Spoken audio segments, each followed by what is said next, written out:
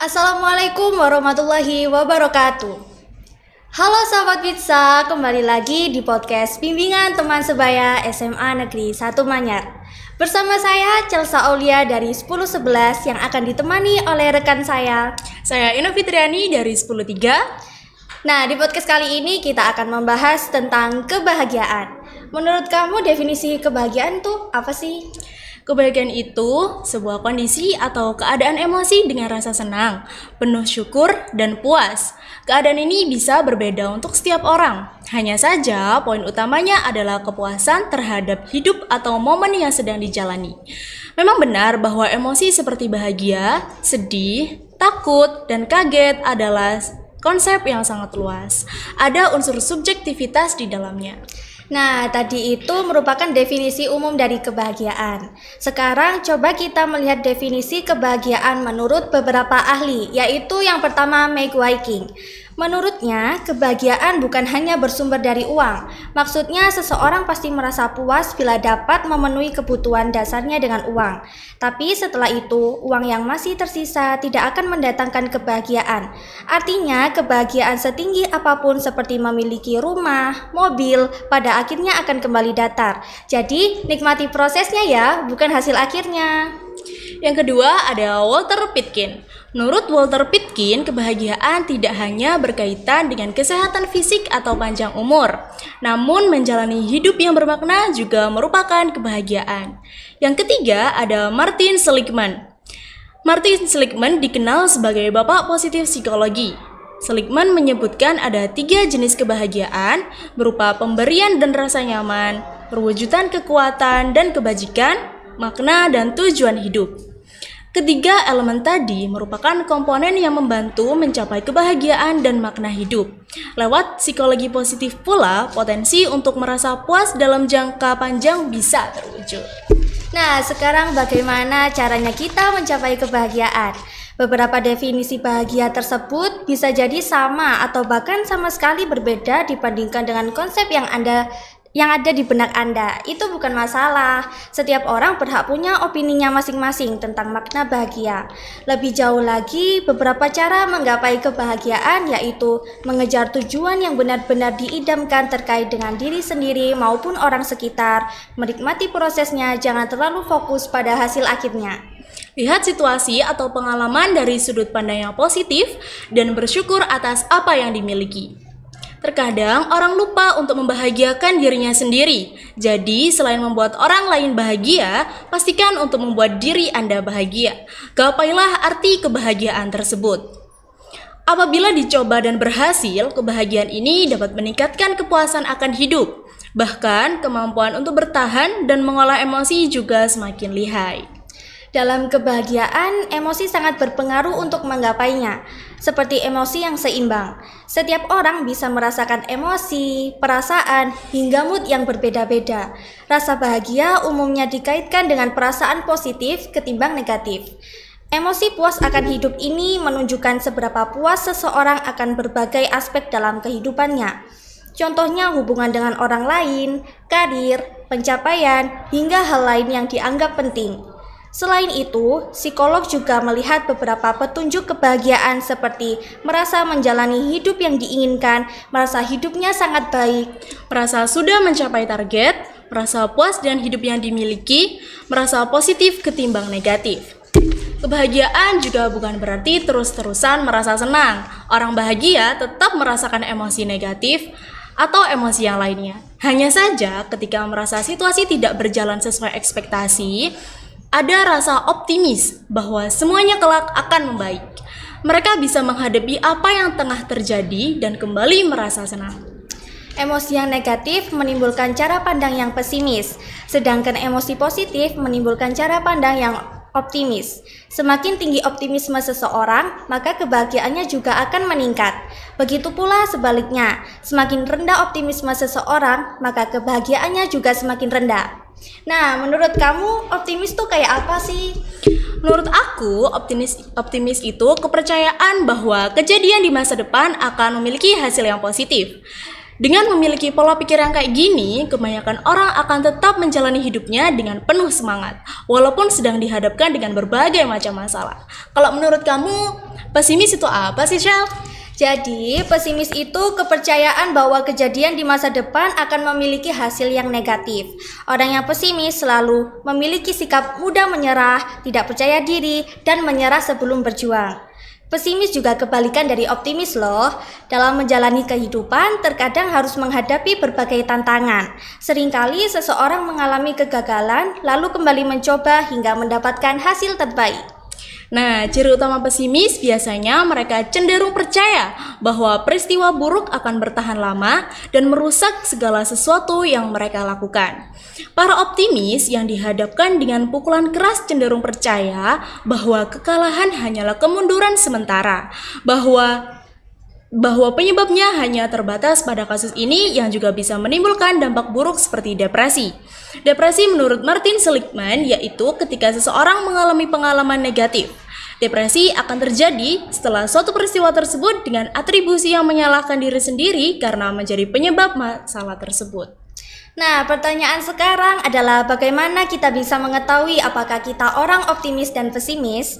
Optimis dan pesimis bisa ditebak dari cara kita menjelaskan kejadian baik maupun buruk yang menimpa diri kita. Ada 3 tipe penjelasan yaitu: yang pertama ada permanence. Orang yang pesimis selalu menjelaskan sesuatu cenderung permanen. Contohnya, guru itu selalu marahi saya tidak bisa lulus asesmen. Nah, kalimat selalu dan tidak pernah adalah sesuatu yang permanen. Orang yang optimis akan memandang kejadian buruk yang menimpa mereka sebagai sesuatu temporer kondisional atau sementara.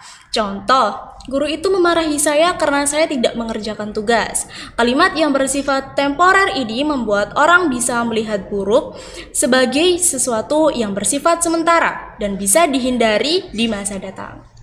Penjelasan yang kedua yaitu pervasiveness. Pervasif artinya kita menggeneralisasi akan suatu peristiwa atau kejadian. Orang yang optimis akan memberikan penjelasan yang spesifik yang memberikan dampak positif seperti harus datang tepat waktu untuk dilatih disiplin. Penjelasan yang bersifat spesifik membuat kita bisa melihat jika tidak semua dimensi dalam suatu kejadian itu merugikan dan pastinya masih ada celah positif di balik sudut pandang yang lain. Yang ketiga, personalization. Sang optimis memandang masalah atau hal buruk yang menimpanya terjadi karena faktor eksternal atau bersumber dari luar dirinya. Aspek personalization ini berkaitan dengan cara seseorang memandang penyebab suatu masalah atau peristiwa buruk yang dialaminya.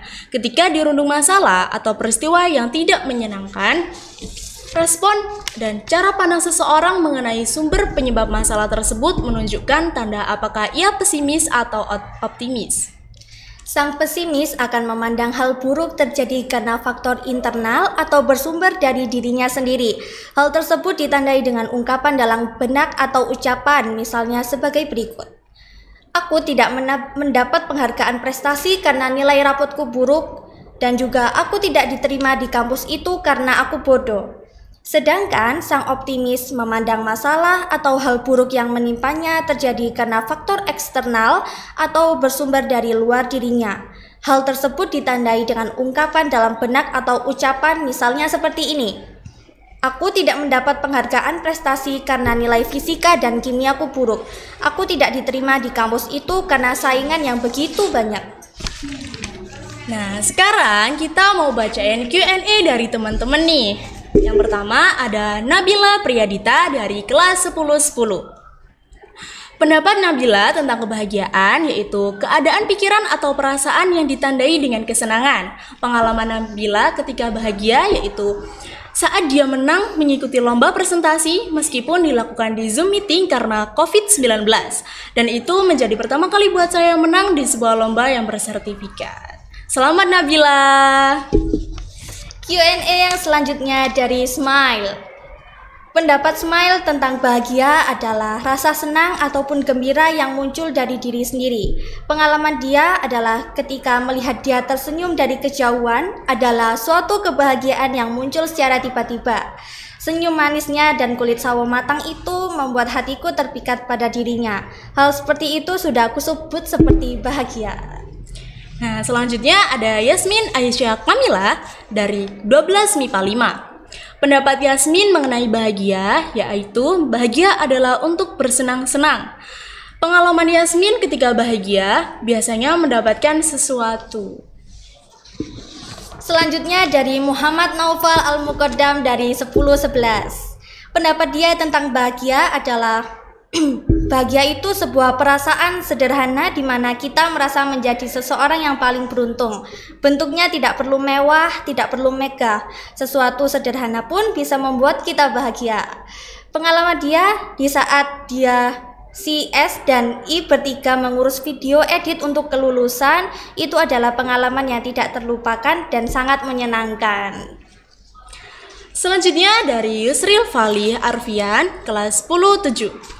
Pendapat Yusril tentang bahagia yaitu ketika kita masih bisa merasakan semua yang terjadi secara normal atau tanpa adanya beban pikiran kita menjalani hidup seperti biasa.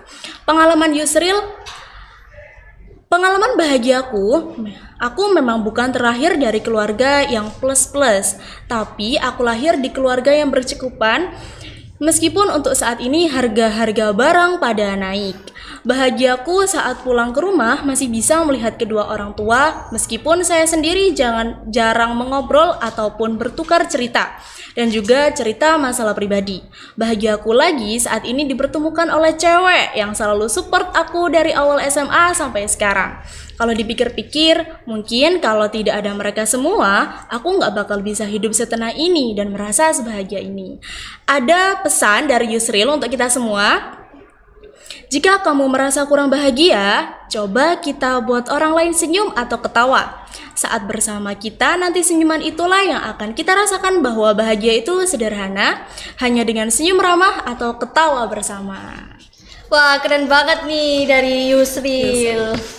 Oke, Q&A selanjutnya dari pengagum Cel kelas 11. Pendapat dia tentang bahagia yaitu kebahagiaan itu ketika senyum manismu terlihat jelas dan melihatmu tertawa bersama orang yang kamu sayang. Pengalaman dia saat bahagia yaitu ketika Senin kemarin waktu kelas 10 pertama kali pakai alma mater tuh pandangan pertama yang aku lihat ke kamu. Lucu banget sih.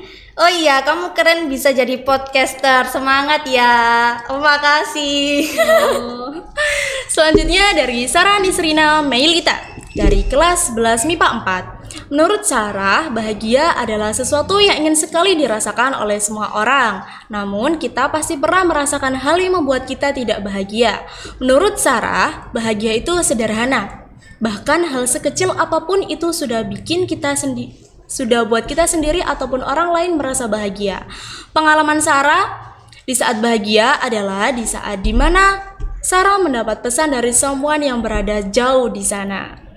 Walau hanya sekedar ucapan hai atau apa kabar, itu sudah buat Sarah bahagia. Karena semakin Sarah dewasa, yang Sarah butuhkan adalah sedikit perhatian. Sesederhana itu cara Sarah bahagia. Sampai sekarang pun aku masih merasakan bahagia itu. Thanks for you. Wah, keren nih buat Kak Sarah. Nih, aku mau nyapa nih. Halo Kak Sarah. Selanjutnya Q&A dari Ketawa kelas 10-12. Pendapat dia tentang ketawa yaitu ketika ketawa, ngakak, senyum bareng keluarga, saudara juga teman. Ya, itu sebut tentang kebahagiaan.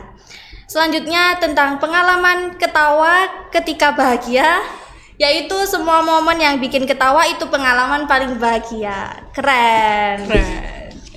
Yang selanjutnya dari Shell kelas 10. Pendapat Shell mengenai bahagia adalah senang ketika melihat orang bisa sayang atau yang kita cintai tersenyum mendapatkan pengalaman yang berharga. Pengalaman Shell, aku ketika punya masalah ataupun beban selalu mencoba untuk tidak menjadikan hal itu sebagai beban. Bahkan ketika orang punya dendam ke aku tidak akan pernah membenci dia, terlebih jika orang itu mendoakan yang tidak baik. Aku cuma tersenyum, hal itu saja sudah aku sebut dengan bahagia. Keren kamu, Shell.